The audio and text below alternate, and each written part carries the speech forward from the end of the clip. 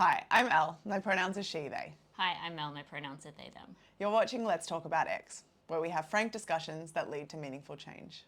So today's question is one that I think a lot of parents wonder about, and it's how do I have the sex talk with my kid?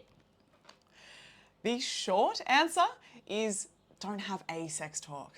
No, it needs to be ongoing.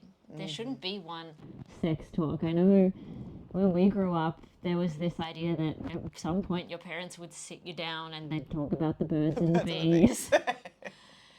And that is just not enough. It's not adequate and it's uncomfortable for everybody involved. And talking about sex shouldn't be uncomfortable for everybody involved, and it should be regular and ongoing. Yeah, and when it's ongoing, like if you facilitate a family, what's the word I'm looking for? A family environment. Thank you. If you're facilitating a family environment where your children are comfortable coming to you with questions when they arise, and you're comfortable bringing things up in the moment and in context when something pops up on TV or a song comes on where something's related to sex or there's an issue that you might want to address.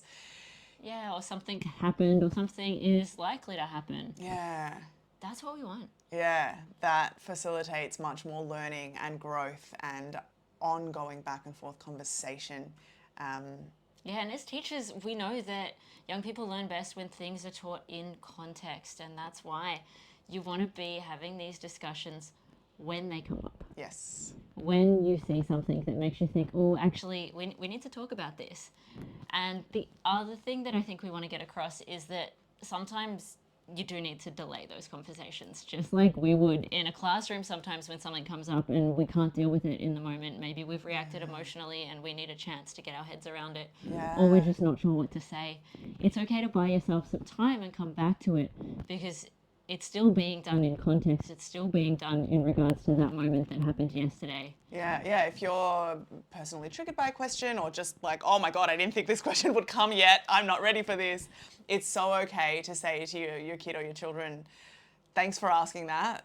This is a great conversation for us to have. I'm going to take some time to think about it because I really want to get this right, and I'll come back to you. And then you just choose your moment and say, hey, that question you asked me the other day, remind the kid where we're at, bring them back into that mind, that headspace, and then off you go. Just like I do in the classroom when I didn't know the answer to a student's question. Thanks for watching. This is Let's Talk About X. You can follow us on socials at TalkAboutXAU. We run LGBTIQA plus inclusion training and consent training for schools and other workplaces. See you next time.